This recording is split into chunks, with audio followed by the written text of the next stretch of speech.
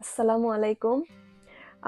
আমার ফেসবুকের একজন মায়ার ভাই এমডি সজল মিয়া ভাই কমেন্ট করছেন, অনেকদিন পর সালমান শাহের নায়িকা হিসেবে পছন্দ হলো, এগিয়ে যাও। First of all thank you so much ভাই এত সুন্দর একটা কমপ্লিমেন্ট দেওয়ার জন্য। আমাকে অনেকে, আমি সালমান শাহর গানের সাথে অভিনয় করছি কয়েকটা আহ, উম, গানের সাথে অভিনয় করার পরে আমাকে অনেকে, প্রচুর মানুষ আমাকে কমেন্ট করছেন আপনারা, যে আমাকে অপু বিশ্বাসের মতো লাগে, আমাকে প্রভার মতো দেখতে লাগে। আবার এও কমেন্ট করছেন আপনারা যে আমাকে সালমান শাহ নায়িকা শাবনূরের মতো লাগে। আসলে কি বলবো, উনারা যাদের নাম আপনারা বলছেন উনারা অনেক বড় মানের অভিনেত্রী।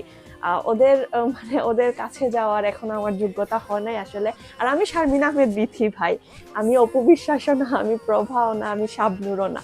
হ্যাঁ, সব এক, আমরা মানুষ, মানুষের সাথে মানুষের চেহারার মিল থাকতে পারে।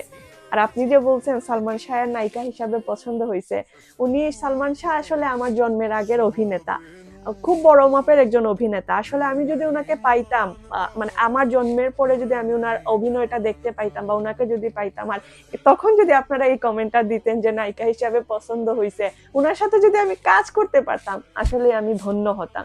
কিন্তু কিছু করার নাই, আল্লাহর ইচ্ছা। উনি আসলে আমার জন্মের আগেই উনি মারা গেছেন, কিন্তু এখনো আমরা ওনার জন্য আমরা জাস্টিস চাচ্ছি, আমরা চাই ওনার ন্যায় বিচার হোক। So thank you so much ভাইয়া এত সুন্দর সুন্দর কমেন্ট করার জন্য, এই যে কমপ্লিমেন্টটা দিছেন আসলে অনেক, আমার জন্য অনেক ভাইয়া, থ্যাংক ইউ সো মাচ। ऐसे दस्तूर को सुबह बे नूर को मैं नहीं